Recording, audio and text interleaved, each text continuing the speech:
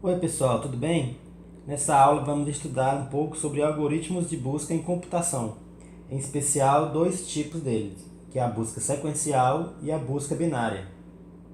Na área de ciência da computação, costumamos usar o termo busca linear ou busca sequencial para expressar um tipo de pesquisa em vetores ou listas de modo sequencial, isto é, elemento por elemento, de modo que a função do tempo em relação ao número de elementos é linear, ou seja, cresce proporcionalmente.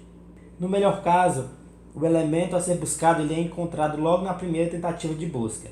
No pior caso, o elemento a ser buscado encontra-se na última posição e então são feitas n comparações, sendo n o número total de elementos. Portanto, o algoritmo de busca linear é um algoritmo O de n. Num vetor ordenado, essa não é a pesquisa mais eficiente que temos em computação. A pesquisa ou busca binária, por exemplo, é um tipo de busca com tempo logaritmo. E como vimos na aula de introdução à complexidade de algoritmo, algoritmos com complexidade logarítmica são muito melhores que algoritmos com complexidade quadrática ou linear. Caso você tenha alguma dificuldade em entender o funcionamento da busca sequencial, imagine que você tem uma pilha de provas e você precisa descobrir sua nota nessa prova. Mas as provas elas estão bagunçadas. Geralmente, para você ver essa nota, você iria olhando sequencialmente, prova por prova, até achar a sua prova. Com o algoritmo é a mesma coisa. Varremos um vetor de elementos e comparamos se o elemento é o mesmo que procuramos. Realizamos tal tarefa até o final do vetor. À direita do slide temos um exemplo de implementação desse tipo de busca em Python. Nessa função, caso o elemento seja encontrado na lista, será retornada a posição do elemento na lista. Caso o elemento não seja encontrado, será retornado none. Pela implementação do algoritmo, a gente vê que mesmo se o elemento não estiver na lista, teremos que fazer n comparações. Voltando agora um pouco na aula passada, que a gente estudou sobre algoritmos de ordenação, vimos lá no início dessas aulas que um dos principais motivos de se estudar algoritmos de ordenação é que uma vez que a lista ou vetor está ordenado, seus elementos estão em alguma ordem decrescente ou crescente, por exemplo, podemos fazer uma busca eficiente, sem precisar percorrer os n elementos da lista, como fazemos na busca linear.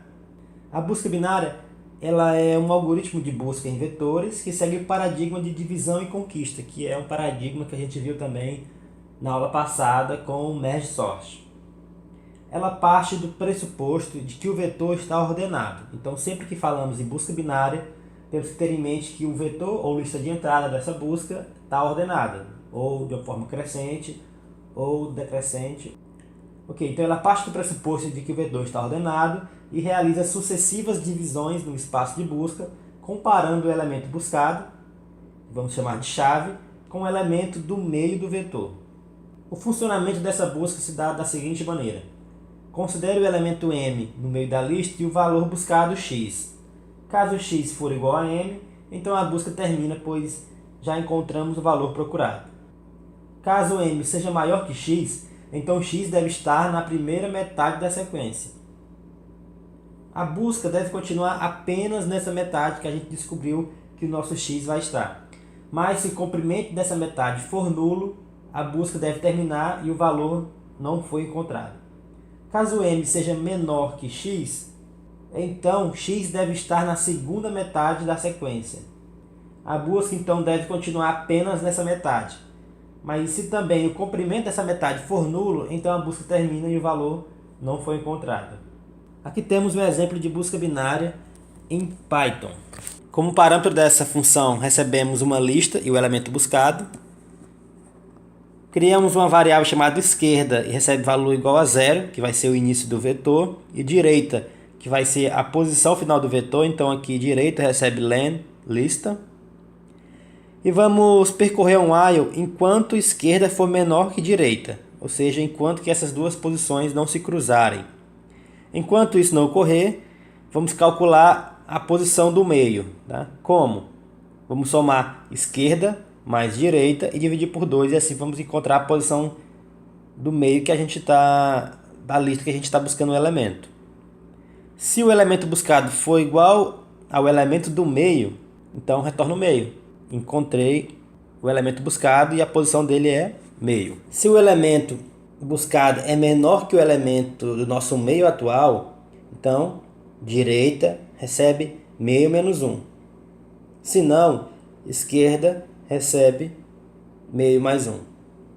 Então vocês podem ver aqui que de acordo com o meu elemento do meio, eu vou partir para o lado esquerdo da minha lista ou direito da minha lista em relação ao elemento do meio. Então eu vou sempre dividir essa lista no meio até encontrar o elemento. Caso o while se encerre e eu não tenho retorno do valor procurado, então a minha função retorna none, que significa que o elemento buscado não foi encontrado. A complexidade desse algoritmo é da ordem de O log de n, em que n é o tamanho do vetor de busca e é mais eficiente que a busca linear, cuja complexidade, do pior caso, é na ordem de O de n. Esse algoritmo ele é conhecido como busca binária porque a cada iteração metade do vetor é eliminado da busca. Dessa forma, usando o algoritmo de busca sequencial em uma sequência com 1024 elementos, por exemplo, todos os 1024 elementos devem ser testados antes do algoritmo indicar que o elemento não está na lista.